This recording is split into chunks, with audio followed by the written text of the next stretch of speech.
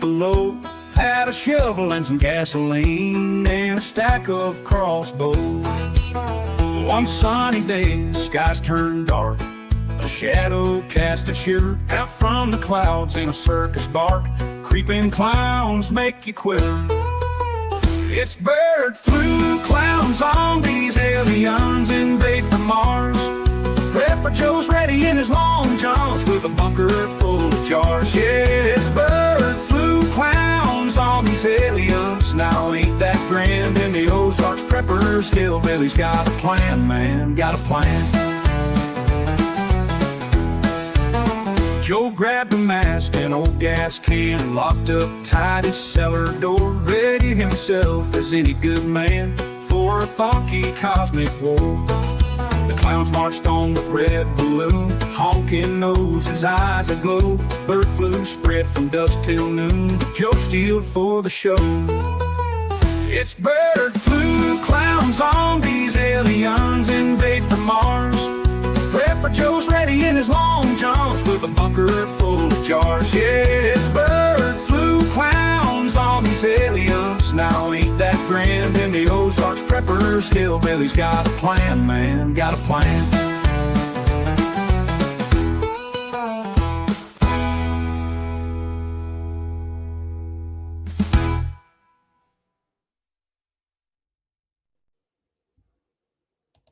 All right, y'all. That is Praxis Prepper with bird flu, alien, clown zombies. Good friend to the show. Make sure you are all checking out his channel as well. So as you can see, the rumors of my demise have been greatly exaggerated. I know things got a little crazy last week when we tried to do that mental health stream. I appreciate everybody who stayed with me, despite all the attempts by YouTube to squash that stream. Now, I do have good information about that I am going to get out to you one way or the other. I just got to figure out how to get out to you. I don't even want to start some of the keywords here tonight that I think might have got that stream squelched. I have an idea of what it was, but we're not even going to go there. We're just going to put that one behind us for now, and we're moving on. Okay, so hey, Instagram, I see a few people popping up over there. If you all want to get in on the chat, head on over to YouTube right now. It's really hard for me to monitor both streams. I'd love to have you join us over on YouTube to get in on the community chat. We have a great time over there. It's a good group of people. So tonight, we are going to be talking about the trade wars, tariffs, from a fifth grader's perspective. And I'm not trying to like condescend to anybody. What my goal here is tonight is to make it so that everybody understands what's going on. I'm going to hit this from a couple different angles, pros and cons, what could possibly go wrong, what could possibly go right, why it might benefit us. And if it doesn't, like what could possibly happen. All right. So I'm going to try, you guys know me. I try to do this fair. I'm going to try to hit it from all angles. So I know this is spicy because I saw some comments over on Instagram. Y'all getting spicy with me tonight. Listen, I know tempers are flaring. I know people are hot about this. We're going to survive. We're going to get through this one together, folks. And that's what this community is all about. So as always, remember, we only have a few rules on here. Be kind to each other in the comments. Be kind to the moderators. No racism, no sexism. If you have some disagreement, make your point. Right? Just make your point, explain why you think I'm wrong and why you think you're right.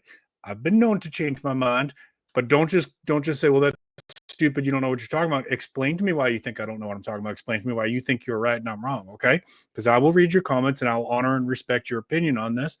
The only time I really delete comments or I delete or the mods get involved in is if you get stupid, right? Like if you start being mean to somebody else and you can't articulate your point appropriately, that's the only time, or you start saying something that's like offensive to groups or whatever, that's the only time that you're ever going to have your comment really taken down. I've only had to block a few people on this channel, and those were people who were not being respectful to other members of the audience. We're telling them what they were doing was stupid, that they were better than them and all that kind of stuff. And I just had enough of that, and finally that couple of people had to be cut off. Other than that, I like to encourage people to give their opinion. Just make your point, okay? All right. Get a little drink of water here, and then we're going to get going. I appreciate everybody. I appreciate y'all sharing a little bit of your Friday night with me. You could be doing anything. You could be spending time with your family, watching Netflix, playing video games, but you came to join us here a little bit, and I really appreciate that. All right, I want to say hi to chat real quick. Scott Hummer, always one of my first ones here. Appreciate you. Coffee first. How you doing tonight? Thank you so much for helping with the moderating. Rural 2, I see. Thank you for joining me. And I think I saw Steve here popping in. Robbie, thanks for joining. Appreciate you. Steve's lurking and doing stuff. No problem. Thanks for letting me know you're around. Appreciate you. All right, cool. Did I miss anybody? Anonymous Prepper Channel, thanks for joining us. Appreciate you. Wayne, thanks for joining us. All right, let's roll. Let's go ahead and get into this one. I don't want to take up all your time tonight. So what I did, I've been thinking about this for a few weeks now, and I wanted to come up with a way that we can have a discussion and explain what's going on with the trade war, with the tariffs, in a way that I think everybody's going to be able to understand, because I don't think the media is doing a good job with this. In fact, I'm going to say they're definitely not doing a good job with this. And I'm going to also say the Trump administration is not doing a good job of explaining what they're trying to do and why they're trying to do it, right? So most people that I talk to, and this is probably the case for you as well, are they don't really understand, like, why are we doing this? We're just pissing off people. We're making enemies, that kind of thing. All right, well, let's explain it. So maybe if this video turns out to be helpful, you share it with some of those friends. And again, like I said, I'm going to try to give all sides to this. So explaining this at the level of a fifth grader, I got this as simple as I possibly could, okay? So think of tariffs like a toll or a fee that countries charge when goods are brought in from another country, okay? So now, again, keeping it to like fifth grade level, imagine if you had a friend who was in another school and they wanted to come to your school and sell cookies at your school's bake sale. Your school might say, okay, fine, you can come sell your cookies here, but you're going to have to pay a fee for each cookie you bring in. That's basically what a tariff is. Okay, so when you think about when we have goods come in from China and they stock up your Walmart or your Target with these things, they are in theory paying some tariffs on the products that they're bringing in. Now, our tariffs in this country on imports from other countries has been very, very low. Okay, remember that. That's important.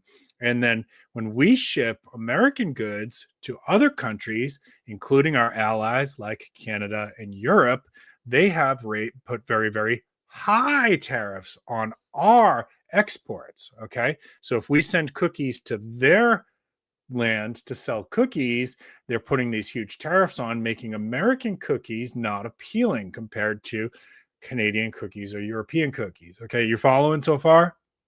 That's the concept. And again, I'm not trying to be condescending. If I sound condescending, that's not my intent. I'm trying to make it at a level so that everybody's going to understand what this is and why it's happening. Now, I'm going to sidebar here for a second. I remember back in high school talking about this in my economics class. Man, I had this awesome economics teacher. I learned so much in that class. In fact, I learned how to trade the stock market in high school. I'm in my 50s. I have friends who don't know how to do this only because they were never taught. I don't know why it's not taught in every school. It should be. But we got to play the stock market game. We learned how dividends work, and we learned how things like imports and exports work and tariffs and all of these cool things.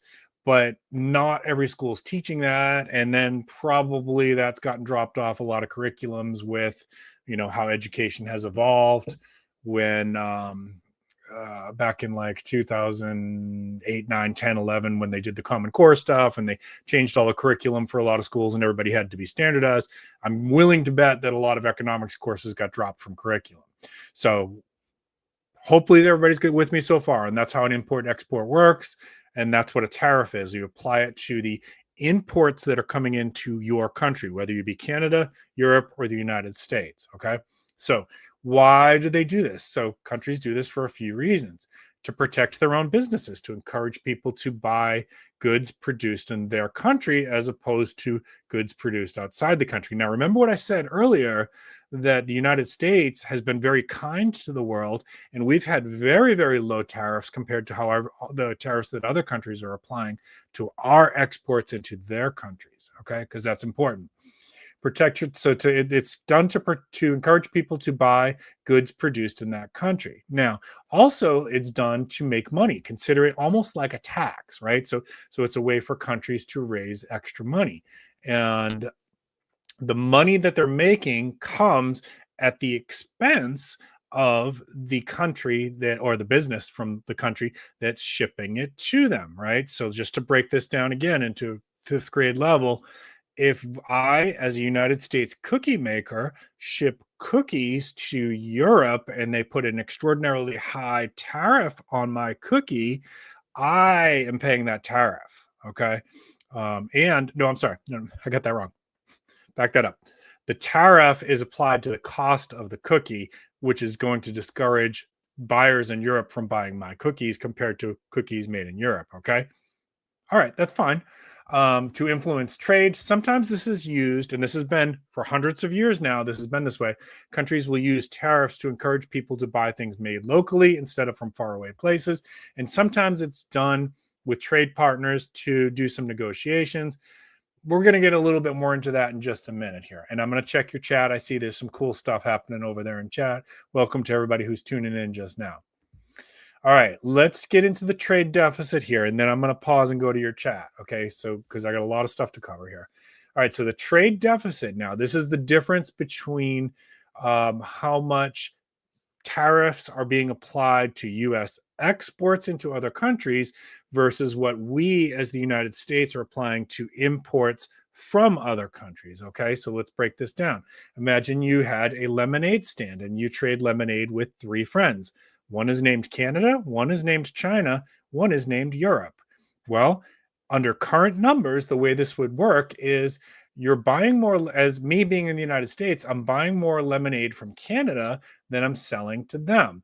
This is what's called a trade deficit. So you end up spending more money on their lemonade than you actually make selling yours. That's a trade deficit. And with Canada, our friends to the north, who we do love, the trade deficit is $54.8 billion to Canada's advantage, which they've been able to enjoy for decades because we've been very nice to Canada.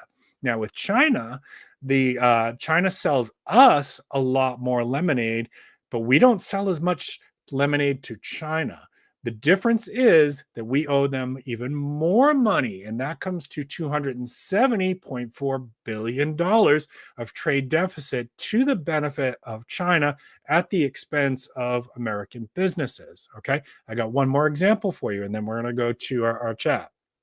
All right. So what about Europe? Europe's great friends to the United States, right? We love Europe. We came and we helped them with World War II. Well, Europe also sells us more lemonade than we get to sell to them. So we also have a trade deficit there, which is currently at about $236 billion to the benefit of our friends in Europe at the expense of American businesses. So in simple terms, the US buys more stuff from places like Canada and China and Europe than we get to sell to them, which creates a trade deficit. It's like spending more on snacks than you actually earn from your allowance. Okay. Now, we've been very, very kind to the world in having some of the lowest import tariffs in the entire world. And that's put other countries at a pretty good advantage with this trade deficit for decades now. Okay. All right. So we're going to get into the next part here in just a second, which is why we're trying to renegotiate these trade tariffs. And then we're going to get into what does this possibly mean? How could it go wrong for the United States? All kinds of fun stuff we're going to get to. So stay with me now. And I hope you guys are enjoying this over on Instagram as well. Remember, if you're watching on Instagram, I can't see your chat. You got to head over to YouTube if you want to get on the chat. All right. Let me check my chat. Let's see what the community has to say here. This is fun stuff, isn't it? We're learning so much today, just like Mr. Rogers said. All right. OPR 357, thanks for joining us. Appreciate you. Yes, 100%. Let me put that comment up. The average person does not understand what's happening with the trade wars and the tariffs. And that's why we're doing this. And that's why I'm trying to break it down on the simplest possible ways to help people understand what's happening here. Okay. All right. Alice says she's, as a United States seller, she's cut off from being able to sell to other countries.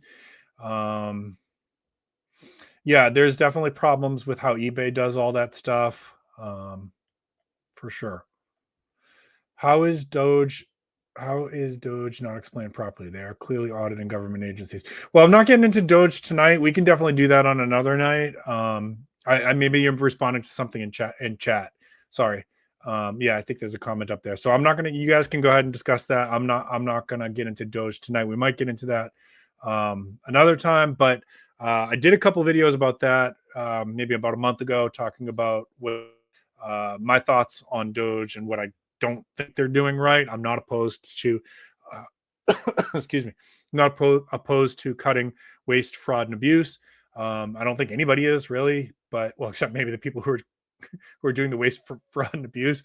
But I think that they should be doing it differently. I gave my thoughts on that a few weeks ago. Yeah, I used to do eBay as well, and I stopped doing it. For me, it ended up not being. In the end, it was not a good experience. Worked well. It was a good little side hustle. I did make some money on eBay for a couple of years, and actually I funded a trip to our friends in Europe through my eBay. Hey Craig, it's Pachaki Survivalist. Good to see you. United Houses of Polaris, thanks for joining us. Scrolling.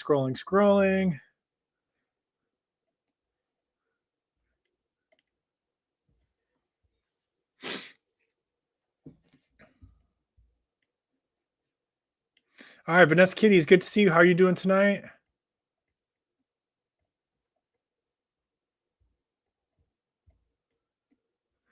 Taxes always make products cost lower. I think I missed something there. I'm sorry. Freedom by me, it's good to see you. Tariffs can be good. Freedom by me, tariffs can be good. I'm going to try to get both sides of this tonight.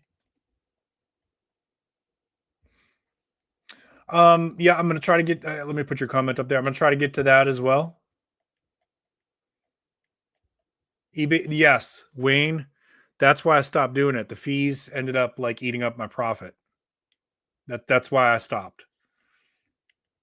All right, I think I'm caught up on comments here. Let me go ahead and let's go back now. So we have more to cover. All right. So next part of this is, what could Trump possibly hope to accomplish by renegotiating these trade deficits? Okay, so glad you asked. All right, imagine that you're at your lemonade stand again. Now, if Trump renegotiates trade deficits, it's like him saying to your friends, hey, let's make this lemonade trade more fair. Fair sounds good, doesn't it? Okay, here's what he might try to do. He might try to encourage our friends in Canada, Europe, and China to buy more American lemonade so that American companies can actually make a little bit more money and everybody's getting a little bit more piece of the pie so it feels more balanced. Or in some cases, he might negotiate it differently. So he may actually ask Canada or Europe or China to charge less for their lemonade that's coming into our country, or to lower their tariffs for our lemonade that's going into their country. Okay. If I'm going too fast, and I'm not trying to be condescending, I'm trying to make this so that everybody can understand. So if I'm going too fast and you don't understand a concept, tell me, I will back up and we'll go through it slower. Okay. Really important that I get this one right, because I think this is a hot button issue. And I just want everybody to be informed so that you know what's going on and why it's going on. Okay. And again, I'm going to be fair. I'm going to give you the possible cons to all this scenario as well. So if you feel like, oh, you're just being, pro-Trump. No. I got more coming. Hang on there. All right. He could also add a fee to their lemonade. So basically increasing tariffs on their lemonade coming in, which is where we're currently at, making it more expensive for them to sell to you. Okay. So this might encourage people to buy my American-made lemonade instead of European lemonade, Chinese lemonade, or Canadian lemonade. Okay. Which is exactly what these three examples of countries were doing for their countries. Canadians were trying to get Canadians to buy Canadian lemonade. Europeans were trying to encourage Europeans to buy European lemonade. China was trying to get Chinese people to buy Chinese lemonade. So all he's done so far was implementing a fee that evens it out a little bit more, right? And my understanding, well, we're going to get into this. My understanding is that this is not like necessarily a permanent thing. This is because he's trying to get people to come to the negotiating table and say, let's do this more fairly. Okay. All right. Still with me? Let's keep going.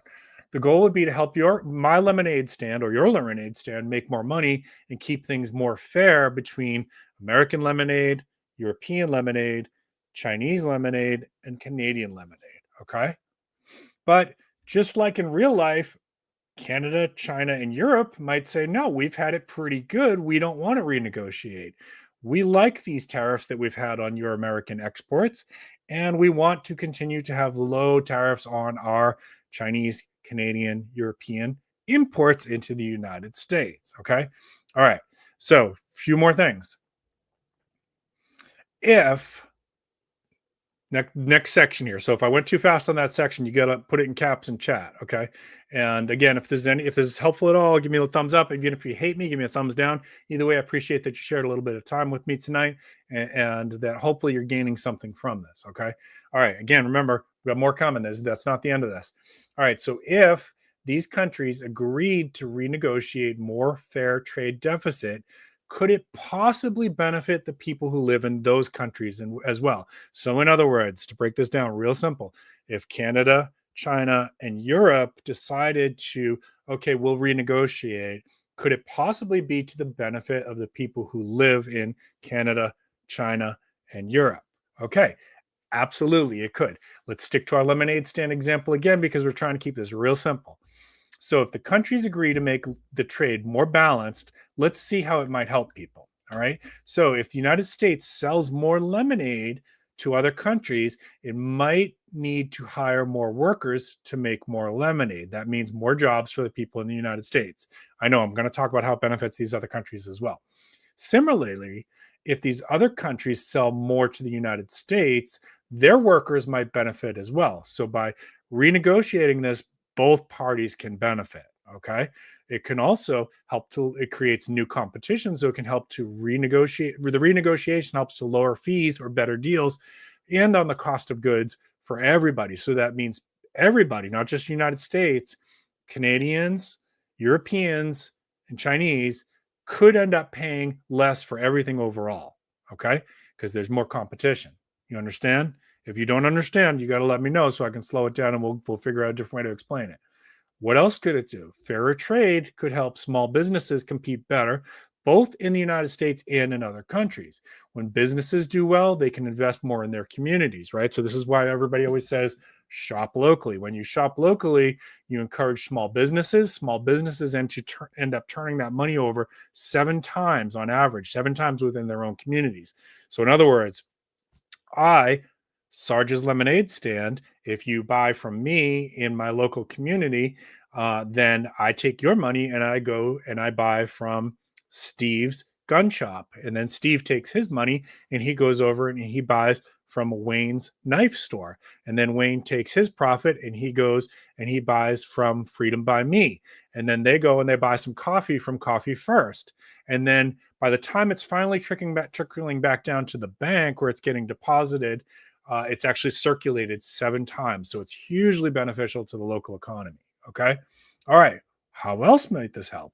Well, it actually can improve relationships between the countries when we sit down and everybody feels like they're getting a fair deal, right? So think back to when you were in 5th grade and maybe you did a little trade in the lunchroom. You traded your Oreo cookies for somebody else's chocolate chip cookies, right? And so does that work well, or do you get resentment if you feel like you're giving 3 Oreo cookies for 1 chocolate chip cookie, right? You're probably going to feel like this was not a fair deal, and now I feel resentful towards the person who gave me 1 chocolate chip cookie. But if we're trading 3 Oreo cookies for 3 chocolate chip cookies, everybody gets a fair trade, everybody's happy, friendships blossom. And listen, folks, we are in a very serious situation with our biggest trade partner, which is China. Whereas everybody knows the tension with China has been escalating.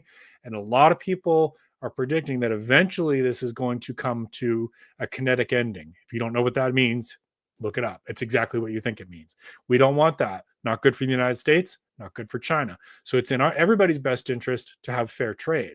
Okay. Everybody benefits. We understand this concept? Everybody benefits. Okay. And so if the United States feels like they're getting a fair shake, China feels like they're getting a fair shake, we can actually become better friends, right? Yeah, we have some political differences we're really far apart on that, but we've always benefit from being trade partners. It's been mutually beneficial, and now it has a chance to become even more mutually beneficial. Okay, stay with me. I got more coming. All right. Now, it's not always that simple. We're going to get to some of the complexities of this and why it might not work out that way. But it potentially creates a win-win. Okay. Now, I've said to you guys before many, many times, one of my most highly recommended books is The 7 Habits of Highly Effective People. And one of the habits of highly effective people is to always be thinking win-win. Okay. If I'm doing a business deal with you, I want you to be happy and I want to feel happy. And I want us both to walk away from that feeling like we got treated fairly. That is to the benefit of everybody involved. All right. Let's pause there. Let's go back to your comments. If you're watching on Instagram, head on over to YouTube if you want to get on the chat. Okay. All right. Let's scroll up, see if I missed anything big here.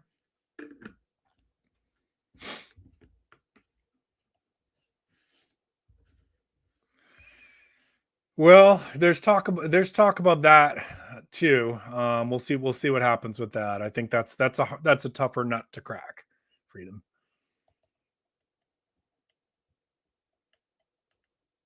All right, Greed and Grace. Thanks for joining us. I appreciate you. Thanks for giving us a little bit of your Friday. Yeah, so I mean, I don't want to get too far off topic and go down that rabbit hole, but it is interesting that we basically fought for our freedom and had the American Revolution over two things. It's more complicated than two things, but let's simplify it to taxes and the right to bear arms. Those were the two big, and the freedom of speech, freedom of religion also would be way up there. But taxes and right to bear arms, well, where did we end up with? We've got a situation where taxes are like way worse than they were during the colonial days, and the right to bear arms is always people trying to take away your right to bear arms. But that's another rabbit hole. We could tackle that one a different day. You know me, guys. If you give me a squirrel, I'm going to chase it. So I got to watch out. What kind of bourbon? Bacon. If you were going, so I'll say this: if you're going to put bourbon in your lemonade, there's only one bourbon that I would recommend, and I'm not sponsored by them, but maybe they should sponsor me, and that is Woodford Reserve. That is the only bourbon that I would recommend if you're going to add some to your lemonade. No, not me, man. They can test me for that. That's not an option. 2 + 2 = 4. Yes, exactly. But the thing is, people don't understand because they're not explaining this. The media is not explaining this. Trump and his press secretary is not explaining this. So people are confused and angry. And, I'm upset looking at my 401k. Yes, I do think it eventually recovers. I'm not too worried about it, but it stinks when you look at it and you're down like, I don't know, 15% in 2 days or whatever. Like, yikes. Yeah, if you're missing some of the comments, make sure you scroll up to the top and hit all comments. In fact, I'm going to check mine here in just a second. All right. Checking. All right, cool. Woodford Reserve is awesome. Yeah, Woodford's good stuff. So you all know I used to live in Kentucky, and I will tell you that, in terms of like affordable bourbon, for like a middle class guy like me, Woodford is tops. Now, if you're somebody that's outside of my budget and you can spend $300 on a bottle of bourbon or whatever, maybe there's something that you would recommend differently. But for middle class man's budget who wants something a little bit on the high end side, but it's not going to break the bank, Woodford Reserve is a good way to go. All right, let me just make sure. Yeah, my comments I should be seeing everything. Okay, cool. Let's go on. We are about halfway through. Let's keep rolling. All right. So there's a lot of moving parts to this, and it's not always going to work out the way that we think it's going to, right? So what are the risks of attempting to do this, attempting to renegotiate our trade deficit, and why might our friendly trade partners might be upset about this? Well, let's dig into that one. Okay. Let's imagine that you want to change, you want to change the lemonade deals with your friends. Renegotiating sounds great, but there's some risks, and your friends might not be too happy. Here's why. If you say their lemonade costs too much, you want them to buy more of your lemonade, they might feel like you're not being fair, especially if for 3 or 4 decades they've had this deal the way it was. They may get upset and decide not to trade with us at all or not as much. Right now, we have some pretty good deals with our friends, right? Like, so because we've kept our import tariffs very, very low, we Americans, let's be honest, we've been spoiled in that we got a lot of goods, especially from China and India, very, very cheap, very, very cheap, right? And this has allowed most Americans to get all kinds of things, from clothes to food to furniture, for very, very affordable prices, because we kept our tariffs very, very low. So could that potentially change? Yeah, it's certainly one of the possible outcomes. So we could end up paying even more for all of those things, depending on how these renegotiations land. That's certainly within the realm of possibility. All right. What if we had a lemonade fight? Okay, if our friends don't like the new deal, they might charge extra fees for our lemonade. So that's what's happening now, is that I know China, for one, raised the tariffs to, what was it, 35% or whatever. Don't quote me on that. You can put it in chat if you guys know what the exact number was. So it's like everyone's raising prices on each other's lemonade. We just kind of keep, okay, so US, you want to charge 20%, we're going to charge 22%. Well, you want to charge 22%, we're going to charge 23%. Oh, you want to charge 23%, we're going to go 24%. And now you've got a problem where prices on the average person is just going to continue to escalate, right? And the businesses that are trying to produce the lemonade are going to be screwed when people stop buying lemonade, whether it be from Europe, Canada, China, or the United States. Okay, so nobody. That's the opposite of win-win. That's a nobody wins and everybody ends up paying more. That is also, at least that's a possible outcome, at least short term. In fact, that's where we are right now. That's where we are right now. Okay. What else? We could actually hurt our relationships instead of improving our relationships. So if our friends in Canada, China, and Europe decide to really dig in and they feel like, hey, listen, we had this deal for 40 years. Now you guys are changing the terms of the deal. And we just don't trust you anymore. You know, you're trying to hurt us, right? So we could potentially lose trust with these countries. And I would argue that's kind of where it is right now. Doesn't mean it's going to stay there. I don't think it's going to stay there. I think Canada and Europe and China are going to work out something with us, and we're all going to be better off in the long run. But right now, people's feelings are kind of hurt. And hurt feelings with important friendships, especially like Canada and Europe, that's not a great thing.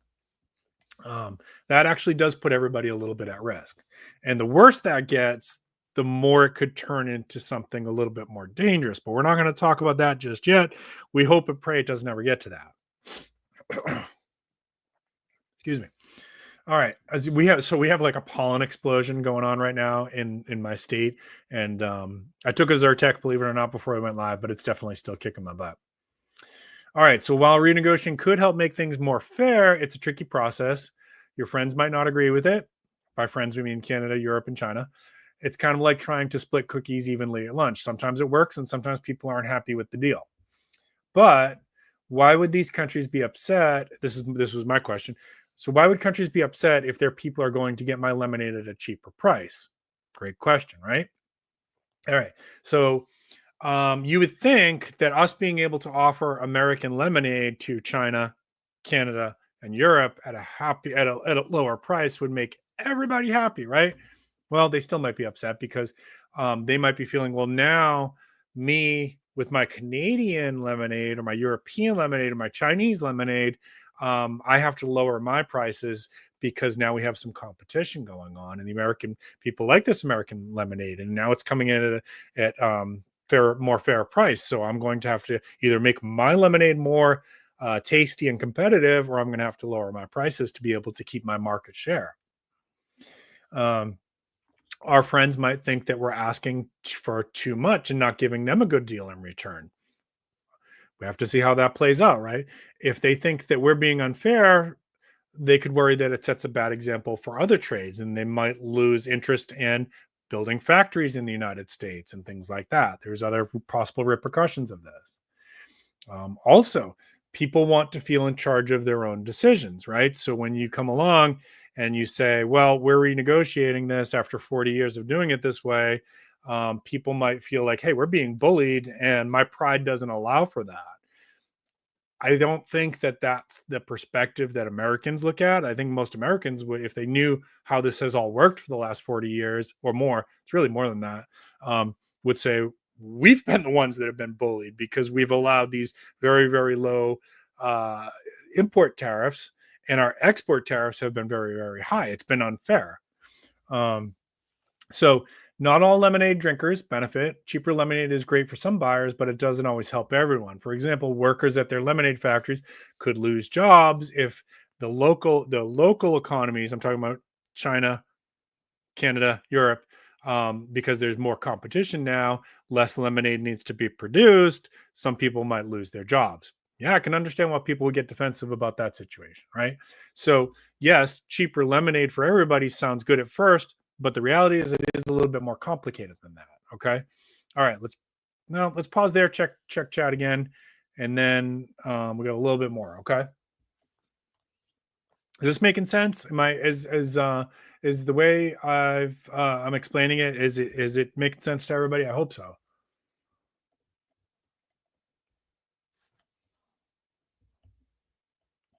Hey, Sunflower, thanks for joining. Appreciate you for joining us tonight. I hope you have a good time. If you're new, please consider subscribing. Communist, not like tariffs and structure.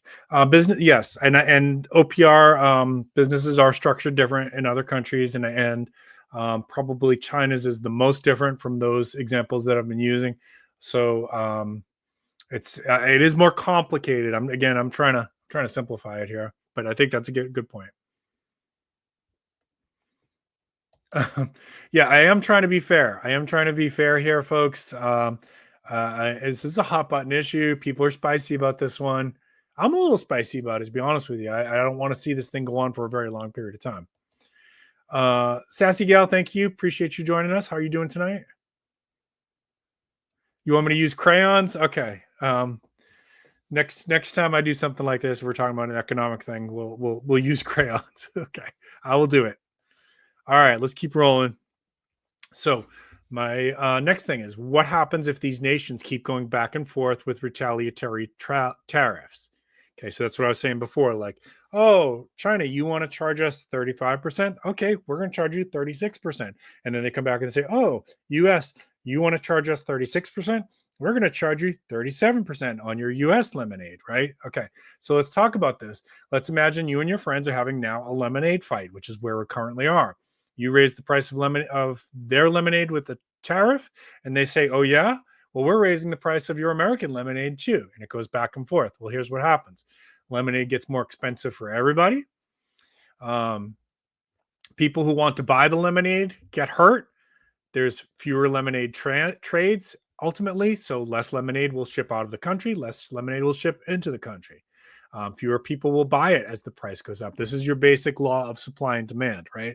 So question is, how much would you be willing to pay for an 8-ounce glass of really good lemonade? Really good lemonade. Okay. Like best tasting lemonade you've ever had. All right. I might once in a while, I might be willing to pay $5 a glass for that. Maybe I might be willing to go $8 a glass if it's really good. We start getting up to $15 a glass, and I'm going to say I don't need lemonade anymore, right? And that's how that works. And then if a lot of people, like talking millions or billions, start saying, I don't need lemonade anymore, that's too high. Now you're destroying the economy. Businesses are going to go under. People are going to lose jobs. And now you're going to have all kinds of social problems that goes along with massive unemployment and factory closures. You're going to have violence. You're going to have theft. You're going to have homelessness. You're going to have addictions go way up. You're going to have self-harm go way up. So you start having all these social problems that go along with it. All right. What else? The lemonade sellers get frustrated. If they can't sell their lemonade, they might just shut down or fire workers. Okay, we said that. And now our long-term friendships with countries that we've long had these different agreements with starts to take a massive toll, and it becomes harder and harder to get back to those friendly terms. That's a huge problem down the road, if it goes on for a long period of time, because imagine a situation where we get into some kind of big conflict and Canada and Europe say, too bad, US, you're on your own. We don't want that. All right. Now, the United States is a very capable country when it comes to military force, but it sure is nice to have friends. All right. So when countries keep raising tariffs back and forth, it's kind of like everyone is fighting instead of finding a way to work together. That's currently where it's at. I don't think it's going to stay there, but that's currently where it's at. In the end, nobody wins and everyone pays a bigger price. All right. So what happens if this goes on for a really long time? Well, I think we kind of already hit on that. If the lemonade fight goes on for a long time, it starts to become a storm that keeps everybody stuck under a very dark cloud for a very long time. Okay. So as the prices go up out of the place where people are willing to pay for certain things, the demand for that drops off the table, and it's possible that leads to lower prices, but more likely you would see factory closures and less lemonade farms and less lemonade workers needed, right? And so less and less of everything that's beneficial to everybody's economy, right? Less trading, less jobs. Everybody's economy gets weaker. Everybody starts to lose. You have a lot of unhappy people pissed off and frustrated, pissed off at their own countries and pissed off at the country that started this. All right. You have friendships breaking down, which, and the longer that goes on, the bigger a problem that gets. So prolonged lemonade fight hurts everybody involved. It leaves people wishing they could go back to better times. And it's like the whole lemonade game is no longer fun for anybody, and everybody starts to hate lemonade. Okay. So what's Trump trying to accomplish here, and what would it bring? What would it take to bring it to an end? Okay, so Trump's goal with renegotiating these Trump's goal with renegotiating trade deficits and imposing tariffs is to make trade more fair for the United States. He doesn't want to reduce the trade deficits by encouraging other countries to buy more American goods or by making imported goods more expensive. Actually, we don't want that. We want goods that come into this country to be affordable. We've always benefited from that. So people buy more, but also we want people to be able to sell, our companies to be able to sell to other countries, and for some of our factories from other countries to hopefully come back to the United States and produce here, creating good jobs. So for those of you who are not Gen X or a boomer, you might not realize that back in the 80s and 70s and to part of the 90s, you could be a factory worker and make a pretty decent living, own a pretty decent home, raise a family. It was a very viable lifestyle, and you could make a decent wage. Well, late 90s, we started downsizing all these companies and shipping them out to other countries so that we could continue to make them cheaply and keep those prices low. The consequence of that is that we lost a lot of good jobs. Okay. All right. However, trade disputes often end when countries realize that this back and forth tariffs are hurting everyone. They may come to the table to negotiate a deal that works for both sides. This could involve lowering the tariffs, agreeing to buy more goods from each other, or finding other ways to balance the trade. It's like calling a truce in the middle of a lemonade fight. Everyone agrees to sit down, stop raising prices, and let's talk about this and figure out how do we solve this. So there's a lot of different ways that could play out. I do think we're going to get there. I don't know how long it's going to take. Okay, I hope it's not a long period of time. The longer this goes on, the more people get hurt, and the more it affects everybody, not just the United States. It affects everybody, all of our friends, Canada, Europe, Mexico, China, and pretty much every country in the world is going to be affected by this. So the longer it takes to get people to call up President Trump and say, we want to talk, let's figure out how to do this, the more everybody gets hurt. Now, what I think is going to happen, this is just me. This is not like any experts are saying this or anything.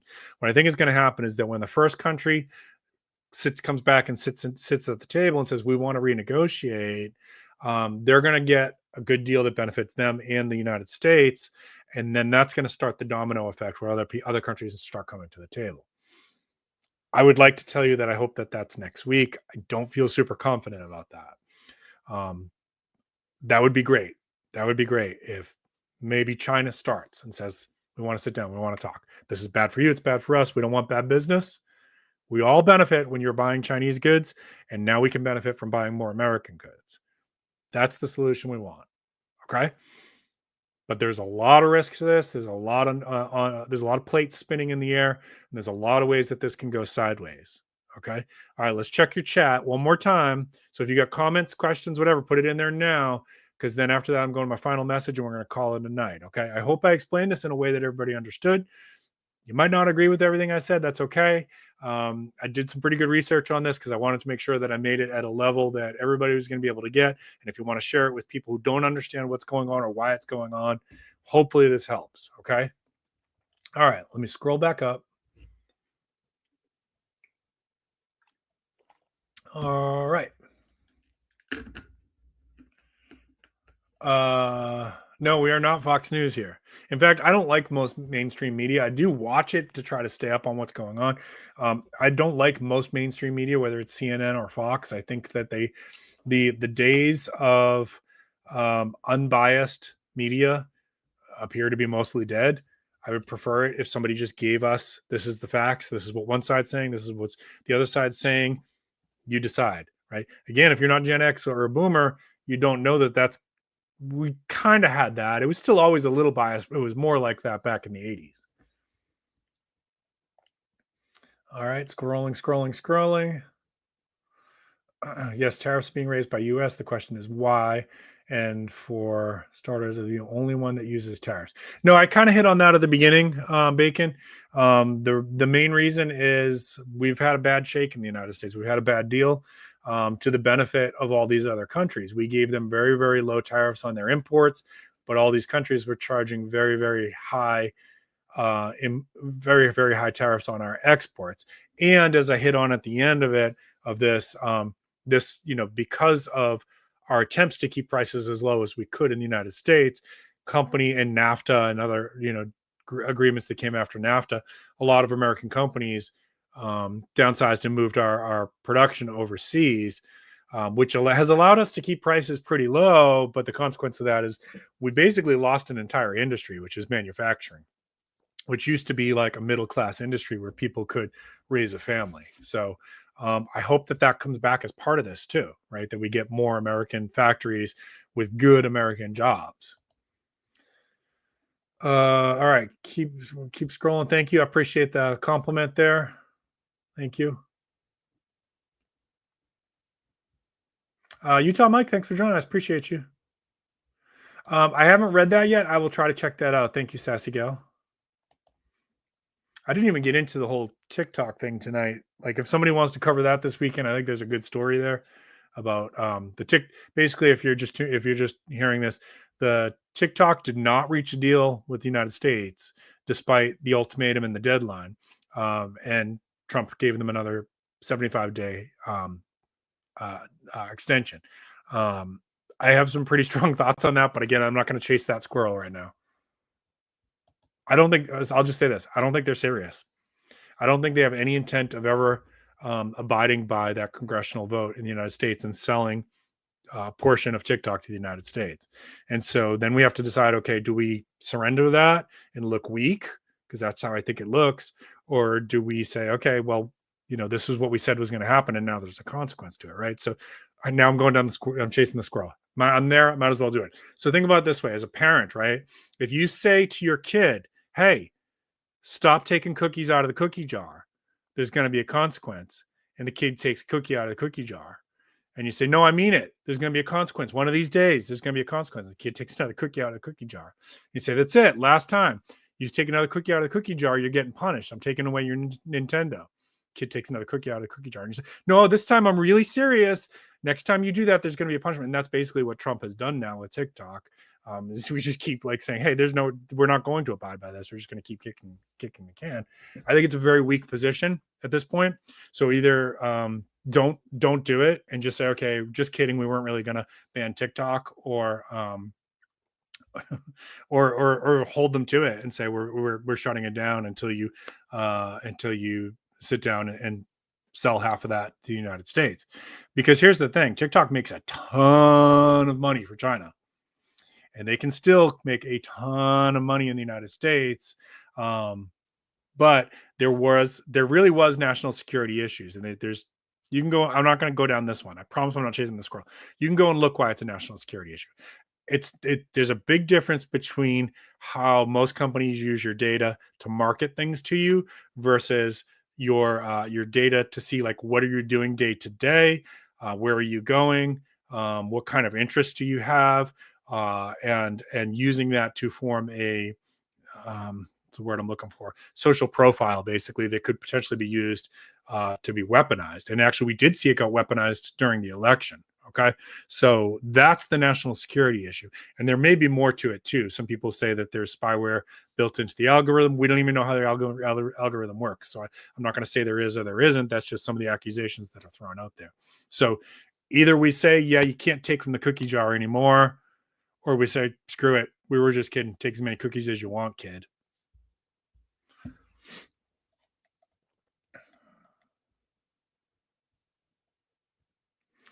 Oh yeah, it's tough to look at the 401k right now, man. It's brutal, Utah Mike.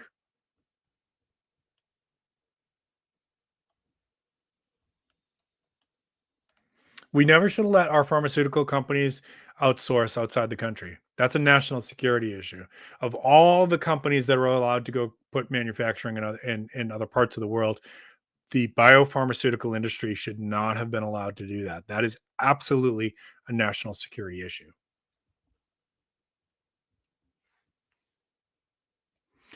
Yeah, and if it's just lemonade, we might be able to produce our own lemonade if you have, if you can grow lemons, and that will happen, right? Like, so whatever people are buying from, let's say this goes on 10 years, right?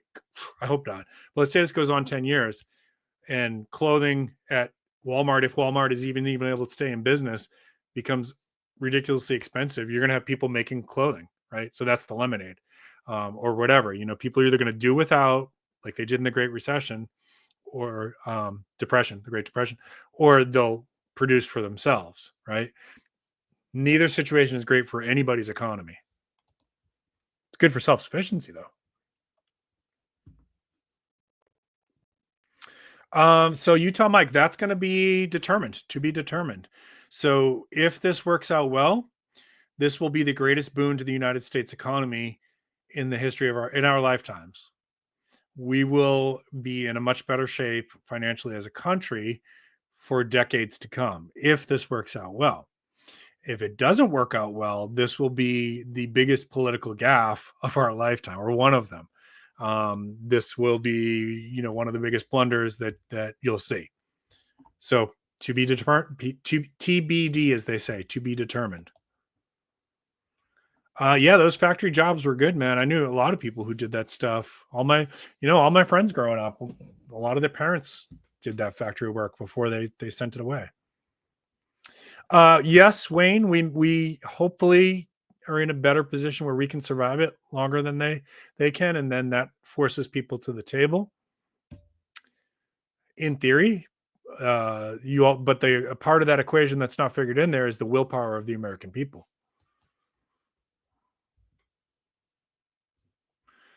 Bill balanced the budget by selling us. So yeah, Bill Clinton, it was Bill, but he had help with NAFTA. It wasn't just Bill.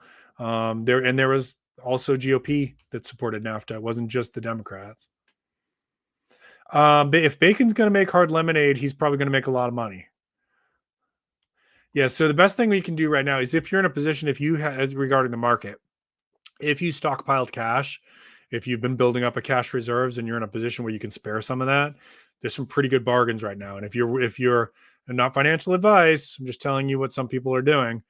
If you're in a position where you can buy, everything's on sale right now, right? So that's not financial advice. You decide what the best use of your money is. Maybe you feel like it's best to just leave it sitting in a bank. It's fine. I am not prepared to speak to value-added taxes. I'm not schooled enough on that. If somebody else wants to tackle that one, you can. I know. I'm not even going to try to tackle it. I'm not educated in a position to be able to explain that. I could with time to research it.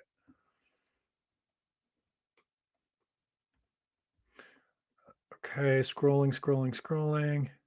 Yeah, so all I can tell you is that when you're outside the country and you buy something like at the airport, I know they add on that value-added tax. But again, I'd have to research it a little bit more to be able to explain it. Yeah, you might be able to, if TikTok's banned, you might be able to do that. That in theory should work.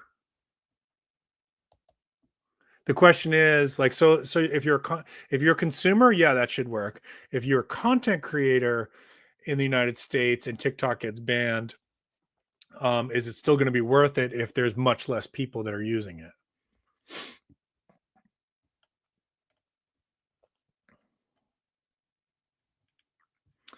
Well, the problem there is we do have a globalized economy at this point, right? Like, could the United States produce everything that it needs? I would say no, because just the first thing that comes to mind is those rare earth minerals that are used to make a lot of electronics. We don't have, to my knowledge, we don't have what we need in this country to be able to do that. We have to import those. Yeah, so I've not personally, I've not used TikTok. I've said this many times and I'll say it again. If TikTok is bought 50% by a company in the United States, I will eventually join TikTok. I will give it a couple months for them to do whatever it is they need to do to make it a little bit more safe for Americans, and then I will join TikTok. I have not downloaded it ever on my phones because I was advised by two people that I trust who work in intelligence that it was a really bad idea. Now, if you've done that, I'm not judging anybody. Like, I get it. I have a lot of friends who use TikTok, who run their businesses through TikTok. So I'm not judging anybody. This was my personal choice based on the information that was given to me.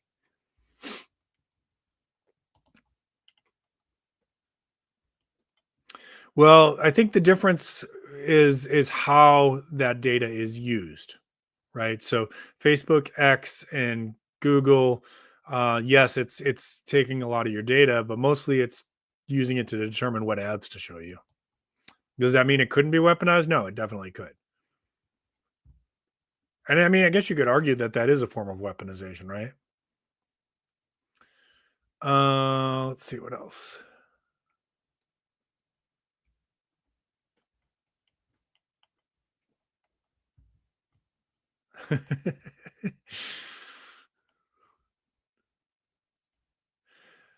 I apologize if I pronounce this wrong, but Kadia Preciado Yaz Apothecary. Thank you for joining. Appreciate you. All right. Just making sure I haven't missed anybody. I use TikTok as an author platform because all the book people are on there. Okay. Yeah, and I've heard that. I'm going to end with that, and then I'm going to go to my final message. I've heard that their algorithm is the best. I say credit to them, to the programmers who created TikTok, because I think everybody that I've spoken to would acknowledge that it is the best in terms of figuring out what you like and giving you tons of that. So there's something good. They've done something that people love for sure. I hope that we can arrange a deal there because I'd love to get on TikTok, but I've given you my reasons why I haven't so far.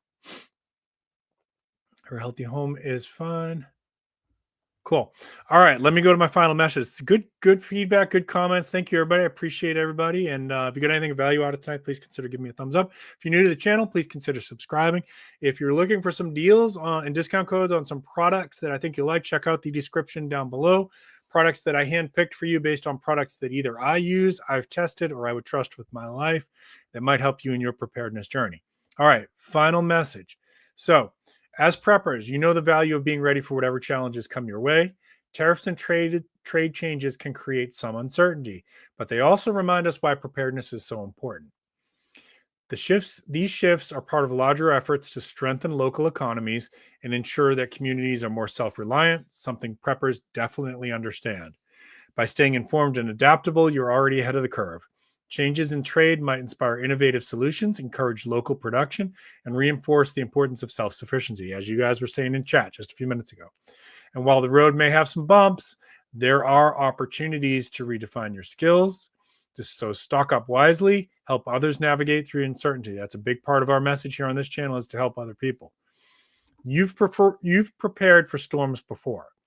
You know every challenge that always brings lessons that brings us together and makes us stronger. Trust in your own resourcefulness, trust in your friends in this community, trust in resilience. It's what makes this prepper community such an incredible force.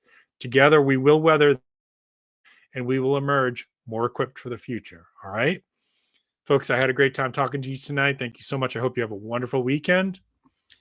Keep planting your seeds. Keep stacking your silver. This is Prepping with Sarge. And thank you so much, Instagram, as well. Keep planting your seeds. Keep stacking your silver. This is Prepping with Sarge. Good night, everybody.